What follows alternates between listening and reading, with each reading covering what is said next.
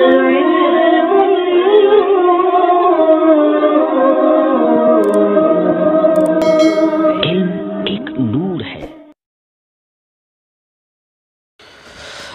علیکم ورحمۃ اللہ تعالی وبرکاتہ۔ مرکز اہل سنت جامعہ رضویہ منظر اسلام کی یوٹیوب چینل ہم سبق درس نظامی میں آپ کا خیر مقدم ہے۔ جنہوں نے اب تک ہمارے چینل کو سبسکرائب نہیں کیا ہے وہ ضرور سبسکرائب کر لیں اور گھنٹی بھی دبا دیں تاکہ ہر اپلوڈ کی نوٹیفیکیشن اور اطلاع آپ تک پہنچتی رہے۔ ساتھ ہی ساتھ اپنے ساتھیوں سے بھی شیئر کریں اور بات پسند آئے تو لائک بھی کیا کریں۔ آپ کے سامنے اب حضرت مولانا مفتی محمد قمر صاحب اصول الشاشی کا درس دیں گے، آپ حضرات اس کو بغور سماعت فرمائیں۔ السلام علیکم ورحمۃ اللہ وبرکاتہ۔ بسم اللہ الرحمن الرحیم۔ فصل فی المطلق والمقید۔ یہ فصل کتاب اللہ کے حکم مطلق اور حکم مقید کے تعلق سے ہے۔ سب سے پہلے آپ مطلق و مقید کی تعریف کو ملاحظہ کریں۔ مطلق ایسے لفظ کو کہتے ہیں جو صرف و صرف ذات پر دلالت کرے، جو صرف و صرف ذات پر دلالت کرے، اس کے اندر نہ تو کسی وصف کا لحاظ ہو اور نہ ہی کسی قید کا لحاظ ہو۔ تو مطلق کہیں گے ایسے لفظ کو جو صرف و صرف ذات پر دلالت کرے، وصف اور قید کا لحاظ کیے بغیر۔ مقید کہتے ہیں ایسے لفظ کو جو ذات پر دلالت کرنے کے ساتھ ساتھ جس کے اندر کسی نہ کسی وصف کا یا کسی قید کا بھی لحاظ کیا گیا ہو، کسی نہ کسی وصف کا یا کسی قید کا لحاظ کیا گیا ہو۔ کتاب اللہ کے حکم مطلق کے تعلق سے ہمارے اصحاب اس بات کی جانب گئے ہیں کہ جب تک کتاب اللہ کے حکم مطلق پر عمل کرنا ممکن ہو اس وقت تک کتاب اللہ کے حکم مطلق پر خبر واحد یا قیاس کے ذریعے سے زیادتی کرنا یہ جائز نہیں ہوگا۔ کتاب اللہ کے لفظ مطلق کا حکم یہ ہے کہ جب تک کتاب اللہ کے لفظ مطلق کے اطلاق پر عمل کرنا ممکن ہو اس وقت تک خبر واحد یا قیاس کے ذریعے سے اس پر زیادتی کرنا جائز نہیں ہے۔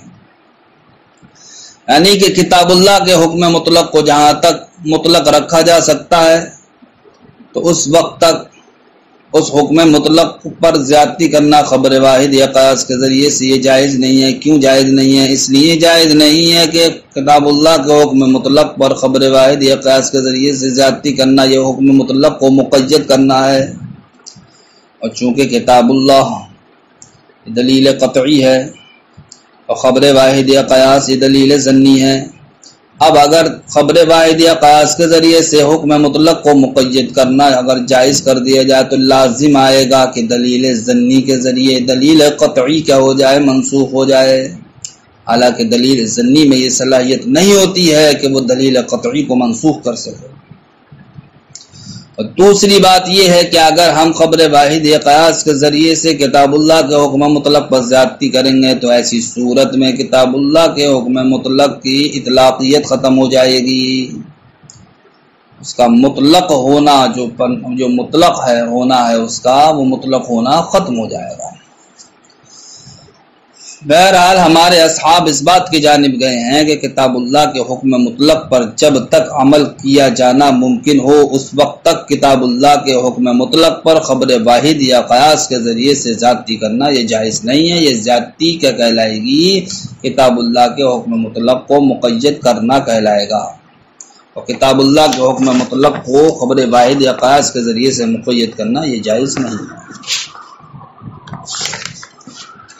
فرماتے ہیں فصل فی المطلق والمقید، یہ فصل مطلق و مقید کے بیان میں ہے۔ ذهب اصحابنا، ہمارے اصحاب گئے ہیں اس بات کی جانب ان المطلق من کتاب اللہ تعالی، کہ کتاب اللہ کا حکم مطلق ہو، اذا امکن العمل باطلاقہ، جب تک اس کے اطلاق پر عمل کرنا ممکن ہو، فالزیادۃ علیہ بخبر الواحد والقیاس، تو کتاب اللہ کے حکم مطلق پر خبر واحد یا قیاس کے ذریعے سے زیادتی کرنا یہ جائز نہیں ہوگا۔ مثالہ فی قولہ تعالی، یہاں سے مصنف علیہ الرحمہ حکم مطلق کی پہلی مثال پیش فرما رہے ہیں۔ آیت وضو کے تعلق سے اللہ رب العزت قرآن مقدس میں ارشاد فرماتا ہے فَغْسِلُوا وُجُوهَكُمْ یا ایھا الذین آمنوا اذا قمتم الی الصلاۃ فاغسلوا وجوہکم، اے ایمان والو جب تم نماز کا ارادہ کرو تو تم اپنے چہروں کو دھو لو۔ تو فاغسلوا یہ کیا ہے؟ فعل امر ہے۔ اس آیت کریمہ میں اللہ رب العزت نے نماز کا ارادہ کرنے والوں کے لیے اعضاء ثلاثہ کو دھونے کا حکم دیا ہے، یعنی کہ پہلے چہرے کو دھونے کا حکم دیا ہے، ہاتھوں کو دھونے کا حکم دیا ہے، پیروں کو دھونے کا حکم دیا ہے۔ تو یہاں پر جو دھونے کا حکم دیا گیا ہے جو کہ مامور بھی ہے، یعنی جس کا حکم دیا جائے وہ کہلاتا ہے مامور بھی، تو یہاں پر جو دھونے کا حکم دیا گیا ہے یہ دھونے کا حکم مطلق ہے، مطلق، اس میں کسی بھی قید کسی بھی وصف کا لحاظ نہیں کیا گیا ہے۔ یہاں پر دھونے میں اللہ رب العزت نے یہ شرط نہیں لگائی ہے کہ یہ دھونا نیت کے ساتھ ہو، یا یہ دھونا ترتیب کے ساتھ ہو، یا یہ دھونا موالات کے ساتھ ہو، یا پھر یہ دھونا بسم اللہ کے ساتھ ہو۔ لہذا کتاب اللہ میں جو اعضاء ثلاثہ کو دھونے کا حکم آیا ہے تو یہ دھونے کا حکم کیا ہے؟ مطلق۔ لہذا بھی ہم نے پڑھا کتاب اللہ کے مطلق کا حکم کہ جب تک کتاب اللہ کے مطلق کو اس کے اطلاق پر باقی رکھنا ممکن ہوگا تب تک خبر واحد یا قیاس کے ذریعے سے زیادتی اس پر نہیں کی جائے گی۔ اس حکم کے پیش نظر اب ہم آنے والی گفتگو کو ملاحظہ کریں گے کہ اس آیت کریمہ میں اللہ رب العزت نے دھونے کو کیا رکھا ہے؟ مطلق رکھا ہے، مطلق۔ لیکن بعض حضرات کہتے ہیں کہ انسان کے لیے وضو کرنے میں نیت بھی شرط ہے۔ کیا؟ نیت بھی شرط ہے۔ کیوں شرط ہے؟ اس لیے کہ وہ حدیث پاک پیش کرتے ہیں کہ سرکار کا فرمان ہے انما الاعمال بالنیات، کے اعمال کا دار و مدار کائے پر ہے؟ نیتوں پر ہے۔ لہذا وضو بھی ایک عمل ہے تو اب وضو میں بھی نیت کیا ہوگی؟ یہ شرط ہوگی۔ اب بعض حضرات ترتیب کو بھی شرط قرار دیتے ہیں وضو میں، اور کہتے ہیں کہ ترتیب وضو میں شرط ہے اس لیے کہ نبی کریم صلی اللہ تعالی علیہ وسلم کا فرمان ہے ھذا وضوء لا يقبل اللہ الصلاۃ الا به وكان مرتبا، کہ یہ وہ وضو ہے کہ اللہ رب العزت نماز کو قبول نہیں فرماتا ہے مگر وضو کے ہی ذریعے، وکان مرتبا، اور وضو کیا ہونا چاہیے؟ ترتیب وار ہونا چاہیے۔ تو اس حدیث پاک کے پیش نظر بعض حضرات کہتے ہیں کہ وضو میں ترتیب بھی کیا ہے؟ شرط ہے، اور بعض حضرات موالات یعنی کہ پیدر پہ اعضائے وضو کو دھونے کا حکم دیتے ہیں۔ اس وجہ سے دیتے ہیں، کہتے ہیں کہ نبی کریم صلی اللہ تعالی علیہ وسلم کا فرمان ہے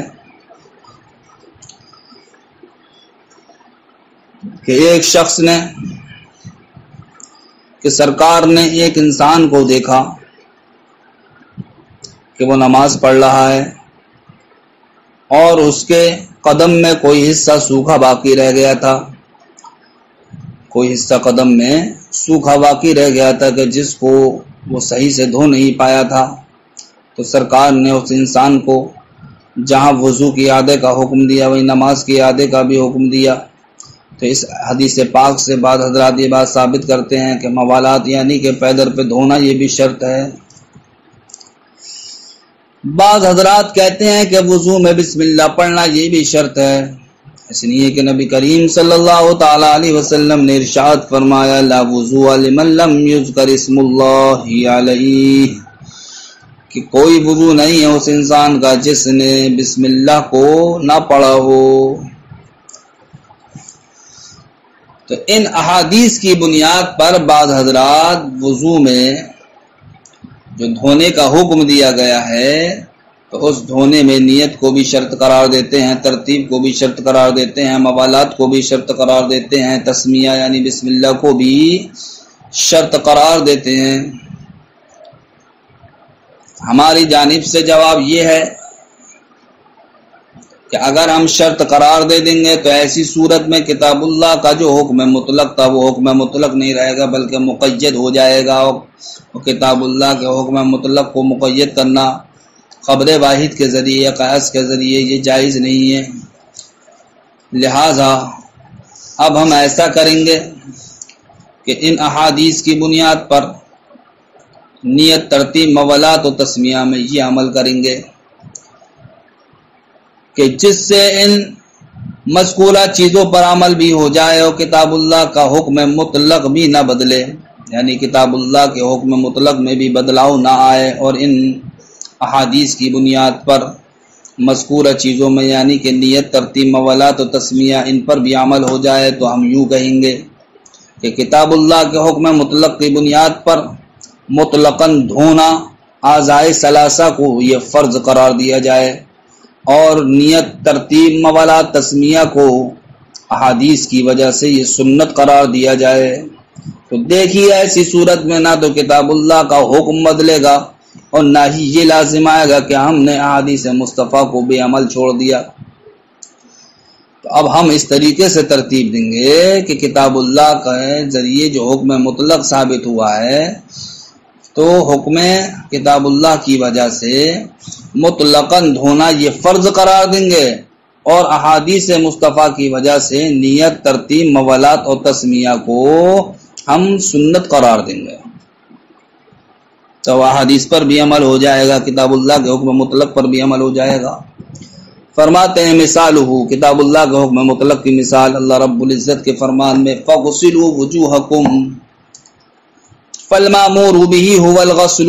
تو اس آیت کریمہ میں جس چیز کا حکم دیا گیا ہے مامور بھی وہ کیا ہے؟ غسل یعنی دھونا ہے، اور وہ دھونا کیا حال الاطلاق مطلق ہے، مطلق یعنی کہ وضو میں جو اعضائے ثلاثہ کو دھویا جائے گا تو یہ دھونا کیا ہے؟ حکم مطلق ہے، اس میں کسی بھی قید کا لحاظ نہیں کیا گیا ہے، نہ ہی تو نیت کا لحاظ کیا گیا، نہ ہی ترتیب کا لحاظ کیا گیا، نہ ہی موالات کا لحاظ کیا گیا، نہ ہی تسمیہ کا لحاظ کیا گیا ہے۔ فلا یزاد علیہ، تو جب حکم دھونے کا مطلق ہے تو اب اس پر زیادتی نہیں کی جائے گی، نیت کی شرط لگا کر، و ترتیب اور ترتیب کی شرط لگا کر، والموالات اور پے در پہ دھونے کی شرط لگا کر، و تسمیتی اور بسم اللہ کی شرط لگا کر، بالخبری کائی کے ذریعے سے، خبر کی وجہ سے، خبر واحد کی وجہ سے۔ کیوں زیادتی نہیں کی جائے گی؟ اس لیے زیادتی نہیں کی جائے گی کہ اگر ہم خبر واحد کے ذریعے سے نیت، ترتیب، موالات، تسمیہ کو شرط قرار دے دیں تو ایسی صورت میں خبر واحد کے ذریعے سے کتاب اللہ کے حکم مطلق کو مقید کرنا لازم آگا، جو کہ جائز نہیں ہے۔ وَلَكِنْ يُعْمَلْ بِالْخَبَرِ عَلَى وَجْهٍ، لیکن جناب والا خبر پر اس طریقے سے عمل کیا جائے گا لا يتغیر به حکم الکتاب کے جس سے کتاب اللہ کا حکم بھی نہ بدلے، فیقال تو کہا جائے گا الغسل المطلق فرض بحکم الکتاب کے مطلقاً دھونا اعضائے ثلاثہ کو وضو میں یہ فرض ہے بحکم الکتاب، کتاب اللہ کے حکم کی وجہ سے، والنیت والترتیب والموالات والتسمیۃ سنت بحکم الخبر، اور باقی چیزیں جو ذکر کی گئی ہیں یہ شرط نہ ہو کر کے بلکہ کیا ہوں؟ یہ سنت ہوں حکم خبر کی وجہ سے۔ وَكَذَلِكَ قُلْنَا فِي قَوْلِهِ تَعَالَى، اسی طریقے سے مصنف علیہ الرحمہ کتاب اللہ کے حکم مطلق کی دوسری مثال یہاں سے پیش فرماتے ہیں دوسری مثال یہ ہے کہ الزانیۃ والزانی فاجلدوا كل واحد منهما 100 جلدہ، کہ زانیہ اور زانی ان میں سے ہر ایک کو 100 کوڑے مارے جائیں۔ تو اس آیت کریمہ میں جس چیز کا حکم دیا گیا ہے وہ معمول بھی کیا ہے؟ کوڑے لگانا۔ تو زانی اور زانیہ کی جو سزا شریعت مطہرہ نے مقرر کی ہے اس آیت کریمہ کے ذریعے سے وہ کیا ہے؟ 100 کوڑے مارنا. تو یہاں پر 100 کوڑے مارنا یہ کیا معمور بھی ہے، جو کہ کیا ہے؟ مطلق ہے. مطلق اس میں 100 کوڑے کے علاوہ کسی اور چیز کا لحاظ نہیں کیا گیا ہے، یعنی کہ اس بات کا لحاظ نہیں کیا گیا ہے کہ 100 کوڑے لگانے کے ساتھ ساتھ اس کو جلا وطن بھی کیا جائے، یعنی کہ شہر سے بھی نکال دیا جائے. اس میں اس قید کا لحاظ نہیں ہے. لہذا جب آیت کریمہ میں کوڑے لگانے کا حکم کیا ہے؟ مطلق ہے، تو اب یہ حکم مطلق اپنے اطلاق پر ہی جاری ہوگا. لہذا اب اس حکم مطلق پر حدیث پاک کی وجہ سے زیادتی نہیں کی جائے گی، کیونکہ بعض حضرات یہ کہتے ہیں کہ زانی اور زانیہ کو 100 کوڑے لگانے کے ساتھ ساتھ ان کو جلا وطن بھی کیا جائے گا، اس لیے کہ نبی کریم صلی اللہ تعالی علیہ وسلم کا فرمان ہے البکر بالبکر جلد 100 وتغریب عام، کہ زانی اور زانیہ کو 100 کوڑے لگائے جائیں اور ان کو شہر بدر بھی کیا جائے. تو اب حدیث مصطفیٰ میں یہ ہے کہ کوڑے لگانے کے ساتھ ساتھ شہر بدر بھی کیا جائے. اب اگر ہم حدیث مصطفیٰ پر عمل کرتے ہیں تب ایسی صورت میں کتاب اللہ سے جو ہمیں حکم مطلق ملا تھا وہ حکم مطلق نہیں رہے گا بلکہ مقید ہو جائے گا. اور قاعدہ ہے کہ کتاب اللہ کے حکم مطلق کو خبر واحد کے ذریعے سے مقید نہیں کیا جا سکتا. تو اب ہم یہاں پر کیا کریں گے؟ تو مصنف علیہ الرحمہ ارشاد فرماتے ہیں کہ ہم اس حدیث پاک پر اس طریقے سے عمل کریں گے کہ جناب والا کتاب اللہ کا حکم مطلق بھی نہ بدلنے پائے اور حدیث مصطفیٰ پر بھی عمل ہو جائے. تو فرماتے ہیں مصنف علیہ الرحمہ کتاب اللہ کے حکم مطلق کی وجہ سے یہ کوڑے لگانا یہ کیا کہلائے گا؟ حد شرعی کہلائے گا. کیا کہلائے گا؟ یہ حد شرعی کہلائے گا. اور شہر بدر کرنا یہ احادیث مصطفیٰ کے حکم کی وجہ سے یہ بھی مشروع ہوگا، لیکن یہ سیاسی طور پر مشروع ہوگا، یعنی کہ قاضی کے رائے پر موقوف ہوگا. اگر قاضی بہتر سمجھتا ہے زانی اور زانیہ کو شہر بدر کرنے میں بہتری سمجھتا ہے تو وہ تو شہر بدر کر دے گا، اور اگر قاضی یہ سمجھتا ہے کہ ان کو شہر بدر کرنے کی کوئی ضرورت نہیں ہے یا اپنے ہی شہر میں رہتے ہوئے اب سدھر جائیں گے، تب ایسی صورت میں ان کو شہر بدر نہیں کیا جائے گا. تو دیکھیے یہاں پر کتاب اللہ کے حکم مطلق پر بھی عمل ہو گیا اور حدیث مصطفیٰ پر بھی عمل ہو گیا کہ اب حدیث مصطفیٰ پر عمل کرنے کے لیے ہم یہ کہیں گے کہ شہر بدر کرنا یہ بھی مشروع ہے، لیکن یہ قاضی کی رائے پر موقوف ہوگا. قاضی چاہے تو وہ شہر بدر کر دے اور اگر قاضی چاہے تو شہر بدر نہ کرے. تو اب کتاب اللہ کا حکم مطلق بھی نہیں بدلے گا اور حدیث مصطفیٰ پر بھی عمل ہو جائے گا. فرماتے ہیں اسی طریقے سے ہمارا کہنا اللہ رب العزت کے اس فرمان میں الزانیۃ والزانی فاجلدوا کل واحد منہما 100 جلدہ ان الکتاب جعل جلد 100 حدا للزنا. اس آیت کریمہ میں اللہ رب العزت نے 100 کوڑوں کو زنا کی حد بنایا ہے. تو یہ 100 کوڑے زنا کی حد جو ہے یہ حکم مطلق ہے. مطلق فلا یزاد علیہ التغریب حدا، لہذا اس حکم مطلق پر التغریب یعنی کہ شہر بدر کرنا، جلا وطن کرنا، حد کے طور پر زیادہ کرنا یہ جائز نہیں ہوگا. نبی کریم صلی اللہ تعالی علیہ وسلم کے اس فرمان کی وجہ سے کہ البکر بالبکر جلد 100 وتغریب عام، کے زانی اور زانیہ کو 100 کوڑے لگائے جائیں اور ان کو شہر بدر بھی کیا جائے. بل یعمل بالخبر علی وجہ، بلکہ جناب والا حدیث مصطفیٰ پر اس طریقے سے عمل کیا جائے گا لا یتغیر بھی حکم الکتاب کے جس سے کتاب اللہ کا حکم بھی نہ بدلے. فیکون الجلد حدا شرعیا بحکم الکتاب، لہذا ہم یہ کہیں گے کہ کوڑے لگانا یہ حد شرعی ہے کتاب اللہ کے حکم کی وجہ سے. والتغریب مشروعا سیاستا بحکم الخبر، اور شہر بدر کرنا یہ بھی مشروع ہے لیکن یہ سیاسی طریقے پر، یعنی کہ یہ قاضی کی رائے پر موقوف ہے بحکم الخبر، خبر کی حکم کی وجہ سے. وَكَذَلِكَ قَوْلُهُ تَعَالَى وَلْيَطَّوَّفُوا بِالْبَيْتِ الْعَتِيقِ. یہاں سے مصنف علیہ الرحمہ کتاب اللہ کے حکم مطلق کے تعلق سے تیسری مثال پیش فرماتے ہیں.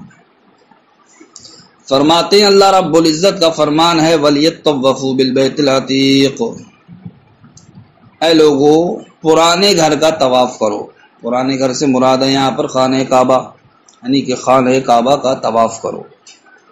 تو اس آیت کریمہ میں طواف کا حکم دیا گیا ہے، تو طواف یہ کیا ہوا؟ معمور بھی، اور یہ معمور بھی ایسا معمور بھی ہے کہ جس میں کسی وصف یا کسی قید کا لحاظ نہیں کیا گیا ہے، یعنی کہ اس طواف میں یہ قید نہیں لگائی گئی ہے کہ طواف آپ جو کریں گے وہ وضو کے ساتھ کریں گے۔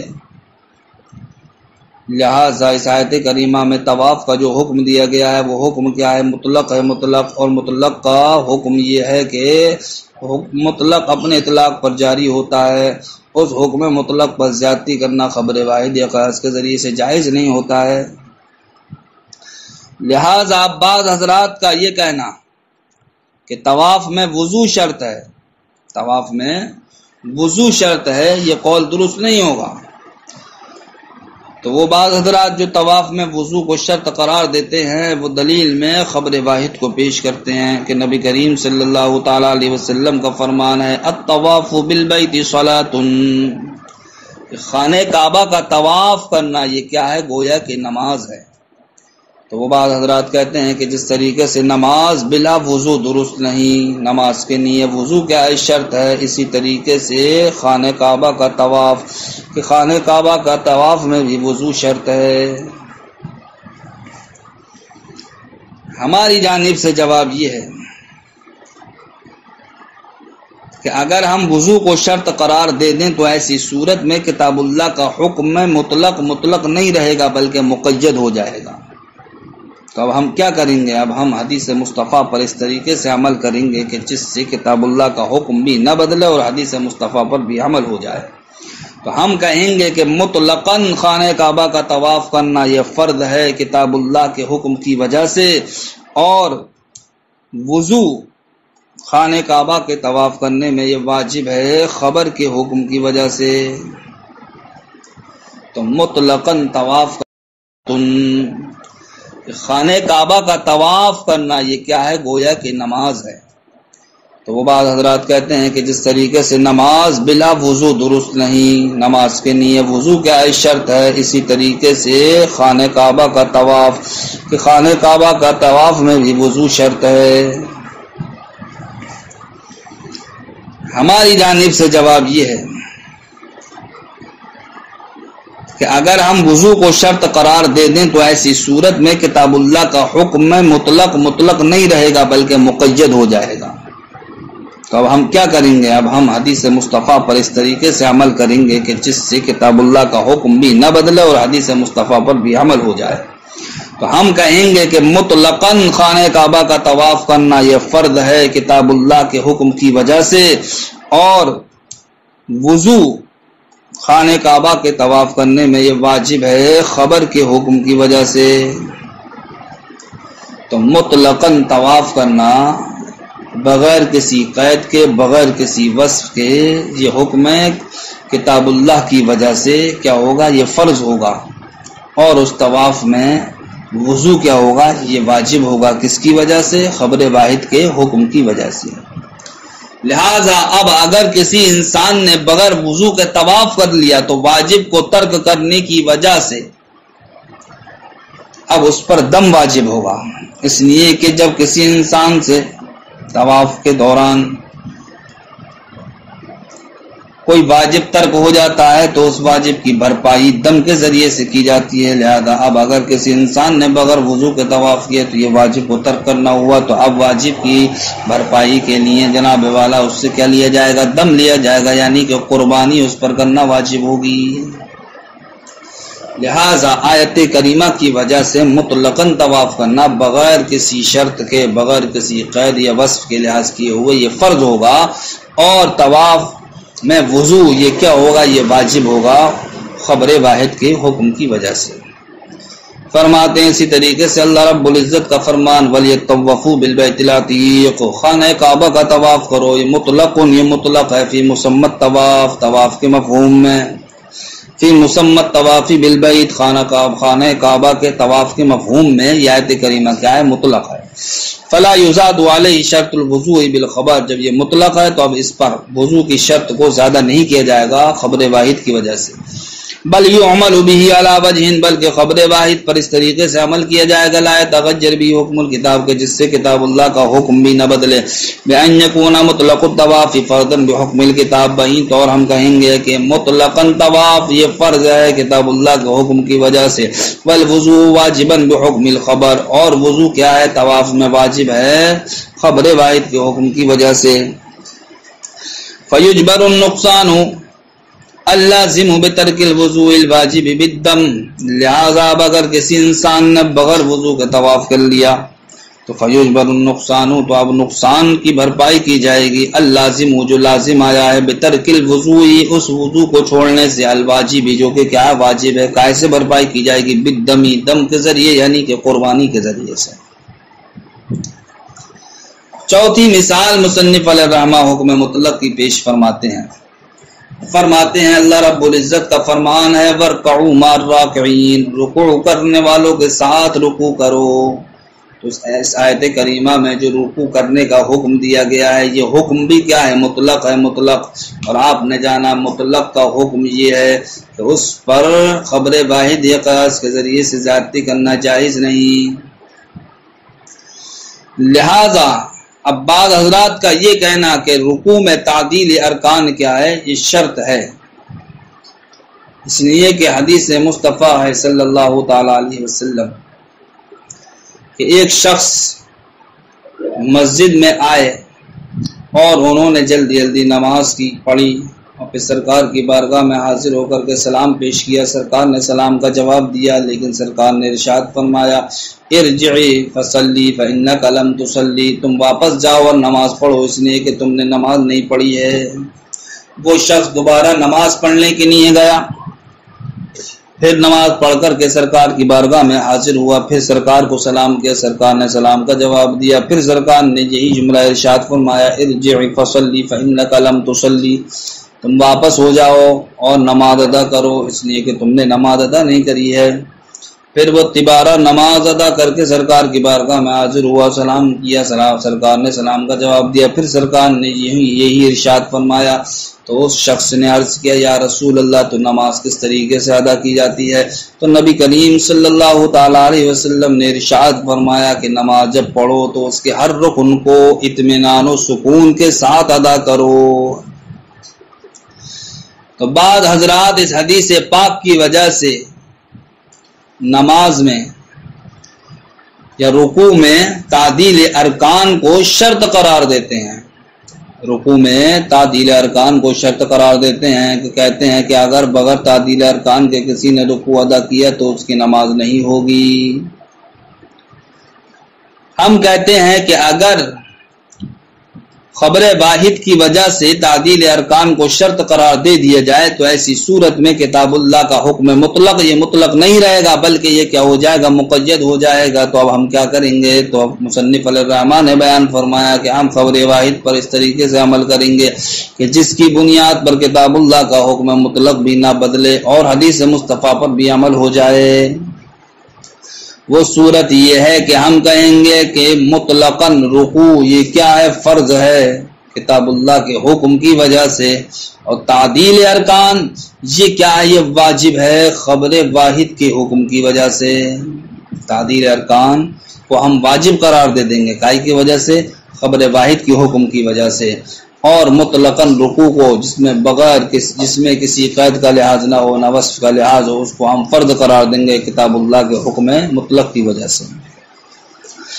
فرماتے ہیں اسی طریقے سے اللہ رب العزت کا فرمان ہے وَارْكَعُوا مَعَ الرَّاكِعِينَ، مطلق فی مسمى الرکوع، یہ آیت کریمہ مطلق ہے مفہوم رکوع میں، فلا یزاد علیہ شرط التعدیل، لہذا اس پر تعدیل ارکان کی شرط کو زیادہ نہیں قرار دیا جائے گا، زائد نہیں کیا جائے گا، بحکم الخبری کائی کی وجہ سے، خبر واحد کے حکم کی وجہ سے، ولیکن یعمل بالخبر علی وجہ، لیکن جناب والا خبر واحد پر اس طریقے سے عمل کیا جائے گا، لا یتغیر بھی حکم الکتاب کے، جس سے کتاب اللہ کا حکم نہ بدلے، فیکون مطلق الرکوع فرضا بحکم الکتاب، تو کہا جائے گا مطلقاً رکوع یہ فرض ہے کتاب اللہ کے حکم مطلق کی وجہ سے، والتعدیل واجبا بحکم الخبر، اور تعدیل ارکان یہ واجب ہے خبر واحد کے حکم کی وجہ سے۔ السلام علیکم ورحمۃ اللہ وبرکاتہ۔